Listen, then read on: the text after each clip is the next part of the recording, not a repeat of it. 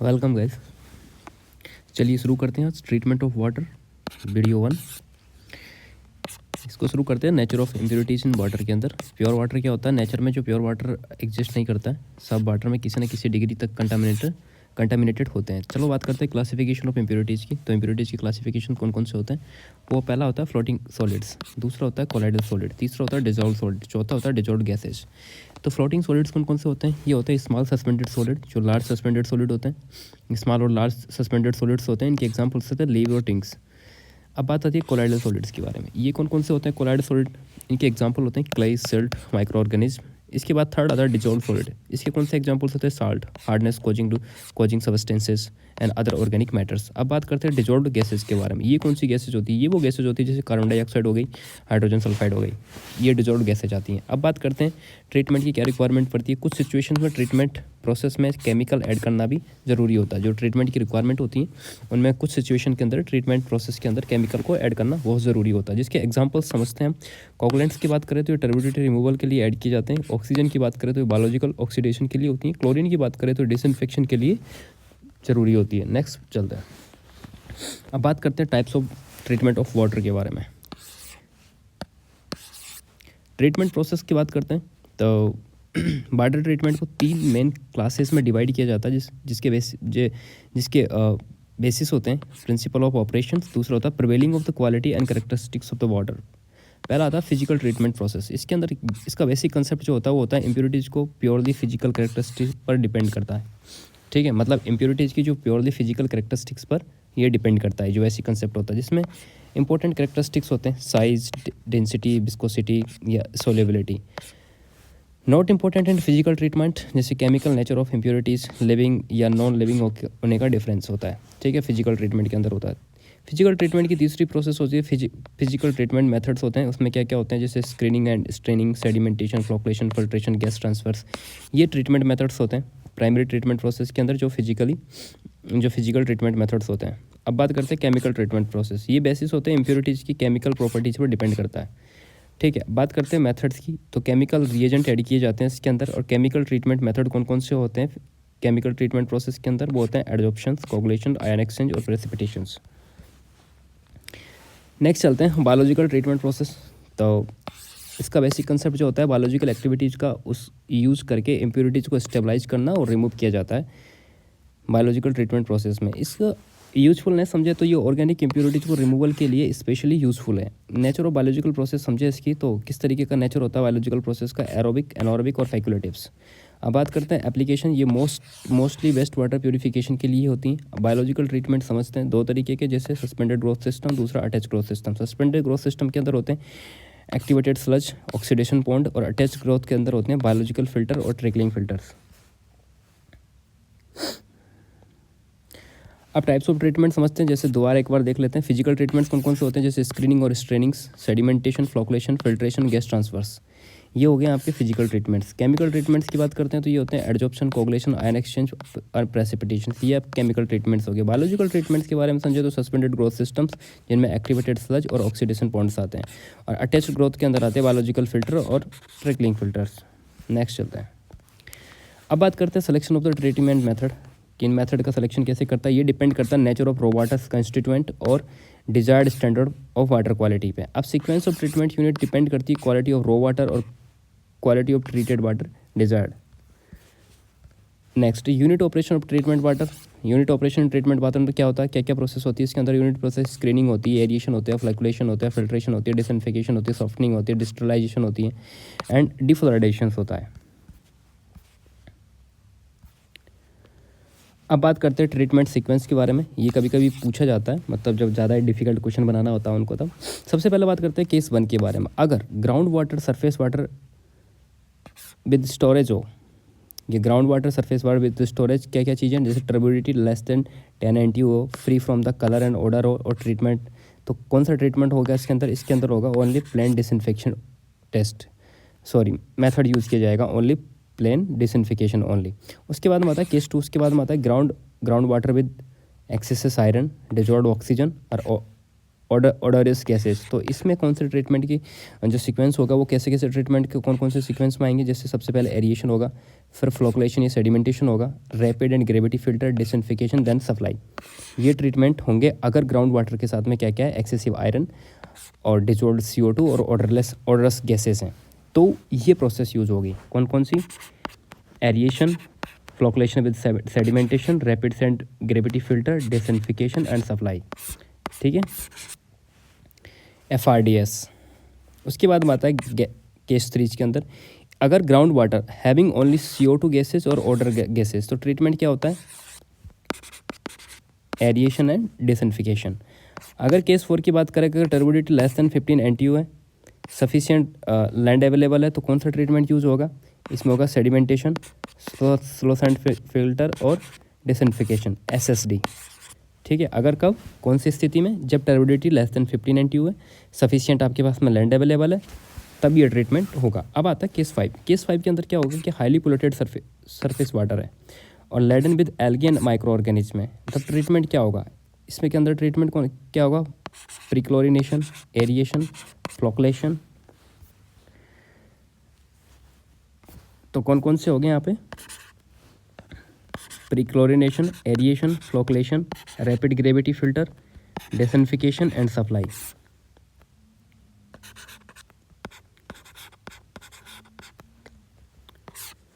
Next चलते हैं। कुछ पॉइंट्स है जो हमें बिल्कुल ध्यान रखना चाहिए अपने दिमाग में। Last unit of any treatment plant disinfection unit होती हैं एल्गी जो किलिंग एजेंट होते हैं वो होते हैं CSO4 और Cl2। NaNO3 जो होती है ग्रोथ ऑफ एल्गी को फैसिलिटेट करता है। उसके बाद माता स्लो सैंड फिल्टर यूज़ होने पर कोगुलेशन और फ्लोकुलेशन पहले यूज़ नहीं किए जाते हैं, मतलब स्लो सैंड फिल्टर यूज़ होने पर कोगुलेशन और फ्लोकुलेशन जिसमें पहले यूज़ नहीं किए जाते हैं। नेक्स्ट चलता है typical treatment plant for hard ground water के लिए। जो हार्ड ग्राउंड वाटर होता है उसके लिए ट्रीटमेंट प्लांट्स होते हैं, बात करते हैं उनके बाद। अब आता है रो वाटर के लिए, जिसमें सबसे पहले आती है एरिएशन प्रोसेस। एरिएशन प्रोसेस का पर्पज होता है अनडिजायरेबल गैसेस को रिमूव करना होता है। आयरन और मैग्नीज का ऑक्सीडेशन करता है, किस किस चीज़ का, आयरन और मैग्नीज का। जो वेस्ट स्ट्रीम जैसे गैस टू एटमॉस्फेरियस होता है, जिसकी जो स्ट्रीम होती है ना वेस्ट की, वो गैस टू एटमॉस्फेयर में होती है। उसके बाद आती है सॉफ्ट टेनिंग। सॉफ्ट टेनिंग का पर्पज होता है कैल्शियम और मैग्नीज के हार्डनेस को रिमूव किया जाता है इसके अंदर। स्टेज की वन स्टेज या 2 स्टेज प्रोसेस में हो सकता है। केमिकल कौन कौन से ऐड किए जाते हैं सॉफ्ट टेनिंग के अंदर, लाइम और सोडा ऐश यूज़ किया जाता है, जिसका बाय प्रोडक्ट होता है CaCO3 और MgOH2। अब बात करते हैं वाटर स्ट्रीम के बारे में, तो sludge removed any disposed and lime recovery और रीयूज पॉसिबल होता है। जो स्लज होता है रिमूव्ड एंड डिस्पोज्ड हो जाता है और लाइम रिकवरी और रीयूज पॉसिबल होता है। अब बात करते हैं फिल्ट्रेशन। इसका पर्पज होता है रेसिड्यू जो CaCO3 होती है क्रिस्टल रिमूव करता है, और MgOH के फ्लॉक जो सॉफ्टनिंग के बाद बचे हो। ठीक है, अब बात करते हैं कौन सा केमिकल ऐड होता है फिल्ट्रेशन के अंदर, क्लोरीन। अब एडिशन फंक्शन की बात करें तो फिल्टर मीडिया पर बायोलॉजिकल ग्रोथ प्रिवेंट करता है, और जो वेस्ट स्ट्रीम होती है इसकी, उसमें बैकवाश वाटर डिकेंटेड होता है और sludge combined with the softening sludge होता है। अब बात करते हैं डिसइंफिकेशन की, जिसका पर्पज होता है पैथोजन को डिस्ट्रॉय करना और डिस्ट्रीब्यूशन सिस्टम में रेसिडुअल को मेंटेन करता है। इसमें जो केमिकल यूज होता है वो क्लोरीन यूज होता है। स्टोरेज की बात करते हैं। अब इसमें जो पर्पज होता है डिसइंफेक्शन के लिए कॉन्टैक्ट टाइम प्रोवाइड करता है और पीक डिमांड के लिए वाटर को स्टोरेज करता है। डिस्ट्रीब्यूशन सिस्टम की बात करें तो ट्रीटेड वाटर सप्लाई के लिए डिस्ट्रीब्यूशन सिस्टम यूज किया जाता है। अब बात करते हैं typical treatment plant for turbid surface water with the Organics, मतलब ट्रीटमेंट प्लांट किसके लिए, टर्बिड सरफेस वाटर के लिए। यहाँ पर जो रो वाटर होता है इसका प्री सेडिमेंटेशन होता है। इसकी क्या ज़रूरत होती है जब वाटर फास्ट फ्लोइंग स्ट्रीम से आता हो तो लार्ज सस्पेंडेड सॉलिड प्रेजेंट होते हैं। तो इसमें केमिकल कौन कौन से एडेड किए जाते हैं प्री सेडिमेंटेशन के अंदर, क्लोरीन और अमोनिया, जिसका पर्पज होता है कि ऑर्गेनिक को ऑक्सीडाइज करना और बायोलॉजिकल ऑक्सीडेशन को अरेस्ट करना। अब बात करते हैं वेस्ट स्ट्रीम के बारे में। स्लज पीरियोडिकली रिमूव किया जाता है एंड लैंड पर स्प्रेड के थ्रू डिस्पोजल होता है। ठीक है, क्या होता है वेस्ट स्ट्रीम के कि स्लज पीरियोडिकली रिमूव्ड हो जाता है और लैंड पर स्प्रेडिंग के थ्रू डिस्पोजल होता है। अब बात करते हैं दूसरा, मिक्सिंग, फ्लोकुलेशन और सेटलिंग। किसके लिए चल रहा है ये? टर्बुड सरफेस वाटर विद ऑर्गेनिक्स के लिए, जिसके लिए टिपिकली प्लांट्स होते हैं। इसका पर्पज होता है टर्बिडिटी को रिमूव करना, कोलाइड्स को कोगुलेट करना और कलर रिमूवल करना, जैसे लार्ज ऑर्गेनिक मॉलिक्यूल्स होते हैं। इसके अंदर जो केमिकल यूज होता है वो होता है एलम और पॉलीमर्स। वेस्ट स्ट्रीम के लिए सलेज कंटिन्यूसली रिमूव्ड होता है। इसके अंदर डिवाटरिंग के लिए वाटर लैंडफिल या अदर डिस्पोजल में होता है। अब बात आती है फिल्ट्रेशन। इसका पर्पज होता है रिमेनिंग टर्बिडिटी को रिमूव करना होता है, फिल्टर मीडियम पर बायोलॉजिकल ग्रोथ को प्रिवेंट करना होता है, और केमिकल जो एडेड होता है इसके अंदर वो होता है क्लोरीन। और वेस्ट स्ट्रीम में क्या होता है? बैकवाश वाटर को डिकेंट करना होता है, डिवाटर स्लज को combined with the sludge from step 2 के लिए, ठीक है, किया जाता है। अब आता है एडजॉर्प्शन, जिसकी कंडीशन होती है जब डिजॉल्व्ड ऑर्गेनिक प्रेजेंट हो और मेथड एक्टिवेटेड कार्बन कॉलम या पाउडर्ड एक्टिवेटेड कार्बन को यूज लिया जाता है एडजॉर्प्शन के अंदर। और बेस्ट सिस्टम के अंदर क्लीनिंग साइकिल और कंडेंस एंड डिस्पोजल होता है। अब बात करते हैं डिसइंफिकेशन। इसका पर्पज होता है पैथोजन को डिस्ट्रॉय करना और डिस्ट्रीब्यूशन सिस्टम के लिए रेसिड्यू करना। केमिकल कौन सा एडेड होता है? डिसइंफेक्शन के अंदर क्लोरीन ऐड होता है। स्टोरेज का पर्पज आपको पता है, डिसइंफेक्शन के लिए कॉन्टैक्ट टाइम चाहिए, पीक डिमांड के लिए वाटर का स्टोरेज चाहिए। नेक्स्ट चलते हैं। अब बात करते हैं function of water treatment unit. Water treatment unit के फंक्शंस क्या होते हैं? जैसे पहला वाटर ट्रीटमेंट यूनिट में पहला था एरिएशन। ये क्या करता है? रिमूव करता है कलर, ऑर्डर, टेस्ट, आयरन और मैग्नीज को। Use of chemical coagulation. Coagulation का होता है ये रिमूव करते हैं सस्पेंडेड मैटर को, पार्ट ऑफ कोलाइडल मैटर को और बैक्टीरिया को। इसके बाद डिसइंफेक्शन क्या रिमूव करता है? Pathogenic bacteria, organic matter, residue substance. Filter क्या रिमूव करता है? Fine matter, colloidal dissolve matter और बैक्टीरिया। स्क्रीनिंग क्या रिमूव करता है? Floating matters. सेडिमेंटेशन क्या रिमूव करता है? Suspended matter. सॉफ्टनिंग क्या रिमूव करता है? हार्डनेस। अब आ जाते हैं प्री ट्रीटमेंट पे। प्री ट्रीटमेंट क्या होता है? इसका मीनिंग होता है रिवर या स्ट्रीम का वाटर डायरेक्टली बेसिन में पंप नहीं किया जाता, कुछ इंटरमीडिएट प्रोसेस लगाते हैं, इन्हें कलेक्टिवली प्री ट्रीटमेंट कहते हैं, ठीक है। प्रोसेस इसके अंदर कौन कौन सी इंक्लूड होती है? जैसे स्क्रीनिंग, ये क्या काम करती है? फ्लोटिंग और लार्ज ऑब्जेक्ट को रिमूव करती है। माइक्रो स्ट्रेनर को सस्पेंडेड मैटर से रिमूव करता है। उसके बाद में आता है रो वाटर स्टोरेज, जो वाटर को टेम्परेली स्टोर करता है। प्री क्लोरिनेशन क्या होता है? ट्रीटमेंट से पहले ही क्लोरीन इसके अंदर ऐड की जाती है। एडिशन प्री ट्रीटमेंट प्रोसेस की बात करें तो इसमें एडिशनल प्री ट्रीटमेंट की बात करें तो इसमें गैसियस और इम्प्यूरिटीज़ को भी रिमूव किया जाता है एरिएशन के अंदर। एल्गी ग्रोथ को कंट्रोल किया जाता है और प्रीलिमिनरी सेटलिंग में हैवी सस्पेंडेड पार्टिकल को सेटल करता है। रिक्वायरमेंट की क्या प्रोसेस है इसके अंदर? हर प्लांट में सब प्रोसेस रिक्वायर्ड नहीं होती हैं और प्लांट स्पेसिफिक रिक्वायरमेंट पर डिपेंड करता है और नीड हो तभी प्रोसेस प्रोवाइड की जाती हैं, अदरवाइज कोई ज़रूरत नहीं होती है। अब बात करते हैं स्क्रीनिंग। स्क्रीनिंग का क्या पर्पज़ होता है? ये पंप या इंटेक वर्क के आगे प्रोवाइड किया जाते हैं जो कि लार्ज साइज पार्टिकल को एक्सक्लूड कर सके, जैसे debris, animal, trees, branches, woods. Classification of screen की बात करते हैं तो कोर्स स्क्रीन होती है जिसको रैक स्क्रीन या ट्रेस रैक भी बोला जाता है। इसको लोकेशन बात करते हैं कहाँ रखी जाती है। कभी कभी फाइन स्क्रीन से पहले इसको प्लेस किया जाता है। इसका कंस्ट्रक्शन की बात करें तो इसके बार होते हैं जिनके डायमीटर होता है 25 mm और इनके बार की स्पेसिंग होती है 75 से 100 mm, ध्यान रखना, ठीक है। इनका जो इंक्लिनेशन एंगल होता है विद हॉरिजॉन्टल वो होता है 45 से 60 के बीच में, और जो इसका स्लोप होता है 3/6 वर्टिकल पर 1 हॉरिजॉन्टल होता है। एडवांटेज की बात करते हैं इंक्लिनेशन के बारे में तो रैकिंग इजी होती हैं, फ्लो वेलोसिटी रिड्यूस होती हैं और लोअर वेलोसिटी से रैकिंग हेल्प में मिलती है। अब बात करते हैं फाइन स्क्रीन के बारे में तो फाइन स्क्रीन के अंदर मैश या वायर स्क्रीन होती हैं। इसकी लोकेशन की बात करें तो ये नॉर्मली कोर्स स्क्रीन के तुरंत बाद अगर रो वाटर स्टोरेज हो तो स्टोरेज रिजर्वायर के आउटलेट पर लगाया जाता है। इसका कंस्ट्रक्शन की बात करें तो इसके बाद ये वायर मैश की होती है जिसकी ओपनिंग जो होती है लेस दैन 10 mm होती है और लिमिटेशन होता है कि इसको फ्रिक्वेंटली क्लॉग हो जाती हैं, ये हेड लॉस को इंक्रीज करती हैं, इसलिए फाइन स्क्रीन अवॉइड करने की कोशिश की जाती है। अल्टरनेटिव बात करें इसकी तो फाइन स्क्रीन के सेडिमेंटेशन टैंक से में सेटल कर देते हैं। अगर आप बात करते हैं कि ऑपरेशन की तो कंटिन्यूसली बेल्ट यूनिट या ड्रम यूनिट होती हैं इसके अंदर, जो मैश साइज होती है इसकी 4 से 10 mm होती हैं और water jet collected debris remove किया जाता है। नेक्स्ट बात करते हैं माइक्रो स्ट्रेनर्स की। माइक्रो स्ट्रेनर्स क्या होते हैं, इनकी डेफिनेशन क्या होती है? ये रिमूविंग ड्रम्स होते हैं जो स्टेनलेस स्टील वायर फैब्रिक के बने होते हैं या अदर मटेरियल जैसे वेरी फाइन मैश के बने होते हैं। इनका यूजफुलनेस समझे तो स्टोरेज वाटर को स्क्रीनिंग के लिए यूजफुल होता है जब सस्पेंडेड मैटर ज़्यादा ना हो। पर वाटर में अगर प्लैंकटन, एल्गी, माइक्रोस्कोपिक साइज के पार्टिकल होते हैं तो माइक्रो स्ट्रेनर का यूज़ करना ही पड़ता है। रोल एंड ट्रीटमेंट सिस्टम की बात समझे तो प्यूरिफिकेशन या ट्रीटमेंट सिस्टम में यूज होता है जो फिल्टर पर लोड को कम करता है और फिल्टर लोड रिड्यूस करता है माइक्रो स्ट्रेनर।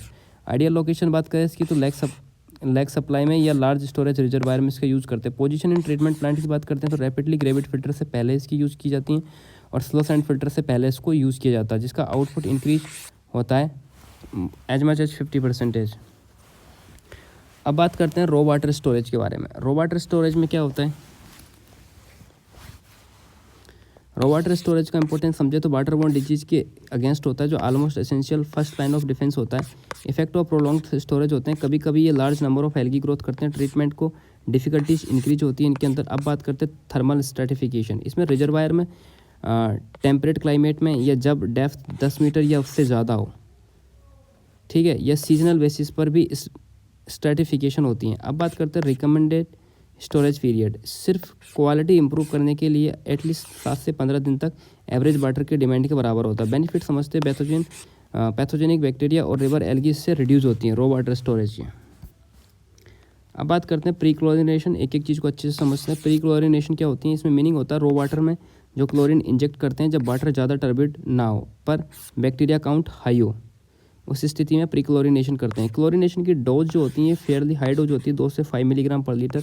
इसका एक्शन ड्यूरिंग सेटलिंग होता है, जो आयरन का ऑक्सीडेशन करता है, मैग्नीज का ऑक्सीडेशन करता है और उनका प्रेसिपिटेशन करता है। मतलब आयरन और मैग्नीशियम का दोनों को ऑक्सीडेशन करके उनका प्रेसिपिटेशन करता है। अगर एडिशनल बेनिफिट बात करें इसके तो एल्गी और बैक्टीरिया को किल करता है, कलर को रिड्यूस करता है प्री क्लोरिनेशन, और स्लाइम फॉर्मेशन रिड्यूस करता है। उसके बाद सेटलमेंट में भी ये हेल्प करता है। अब बात करते हैं इसकी लिमिटेशन। अगर एक्सेसिव सिल्ट सस्पेंडेड हो तो क्लोरिनेशन सिल्ट के साथ एब्जॉर्ब हो जाता है और बिना सेटलिंग के, ठीक है, बिना सेटलिंग के क्लोरीन सिल्ट के साथ एब्जॉर्ब हो जाता है, इसलिए हैवी टर्बिड वाटर में इफेक्टिव नहीं होता है। इफेक्टिव क्लोरिनेशन की बात करें तो क्लियर वाटर में भी हाई अमोनिया कंटेंट होता है, विद हाई अमोनिया कंटेंट। अब बात करते हैं इसके ड्रॉबैक की। High chlorination demand of raw water, ज़्यादा क्लोरीन एब्जॉर्ब होता है और पोस्ट क्लोरीन का सब्स्टिट्यूट नहीं है। मोस्ट एडवांटेज है जब एक्सट्रीमली पोल्यूटेड क्लियर रो वाटर ट्रीट करना हो।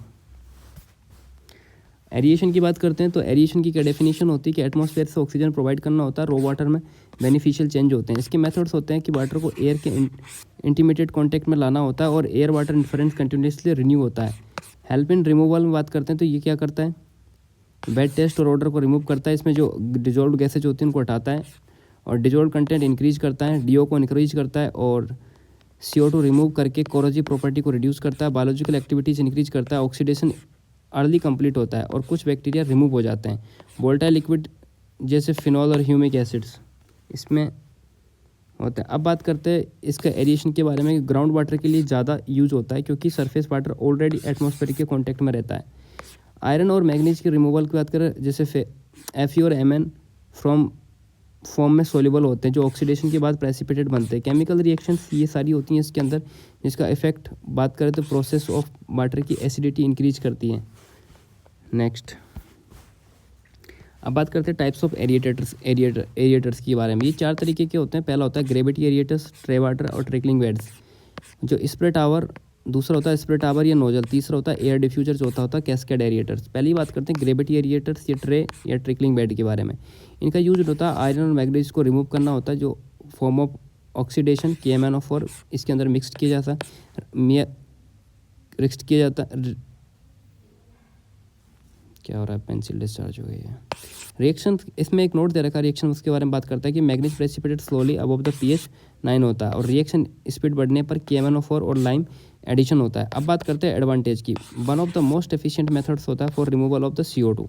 कौन सा? ग्रेविटी एरिएटर्स और ट्रे टावर या ट्रिकलिंग फिल्टर बेड। अब आता है स्प्रे टावर और नोजल्स। इसके फंक्शंस क्या होते हैं स्प्रे टावर और नोजल्स के?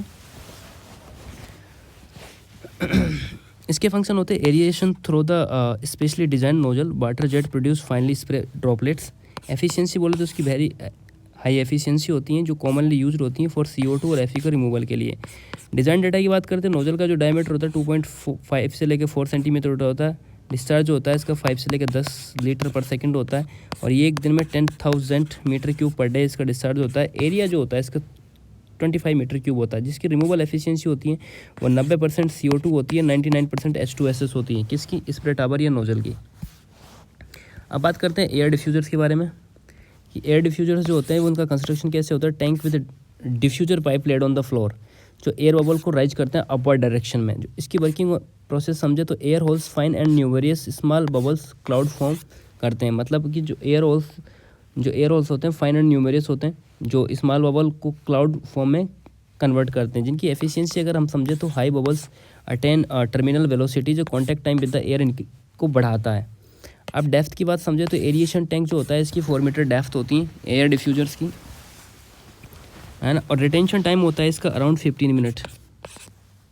ये रिमूव करता है कलर, ऑर्डर और taste. Air supply regarded as a requirement.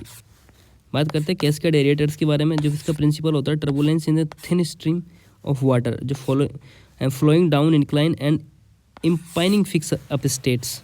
Surface area होता है इसमें limited and efficiently slightly less होता है। ये रिमूव करता है 20 से 45% ऑफ CO2 और 35% H2S। इसका एडवांटेज होता है ये चीपर होता है अदर एरिएटर्स के कंपेरिजन में। वाटर ट्रीटमेंट एरिएशन डिवाइस की बात करें तो पहला आता है गैस डिस्पेंसर, दूसरा आता है पैक्ड कॉलम। ये गैस डिस्पेंसर जो हो रहा है, जो air disperse through the small opening होती है, मतलब जो एयर होती है ना उसको डिस्पर्स की जाती है छोटे छोटे पोर्स या ओपनिंग होल्स के थ्रू।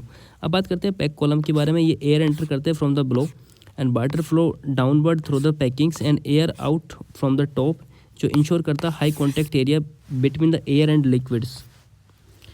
अब बात करते हैं लिमिटेशंस ऑफ द एरिएशंस की। एरिएशन की लिमिट क्या क्या है?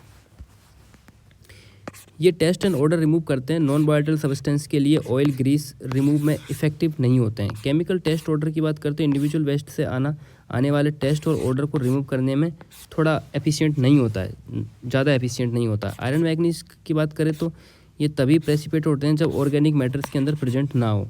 एयरबोर्न कंटामिनेंट की बात करें तो एयर के थ्रू कंटामिनेशन की पॉसिबिलिटी होती है। नेक्स्ट चलते हैं एल्गी कंट्रोल। यहाँ से अगले वीडियो में पढ़ेंगे। Thank you.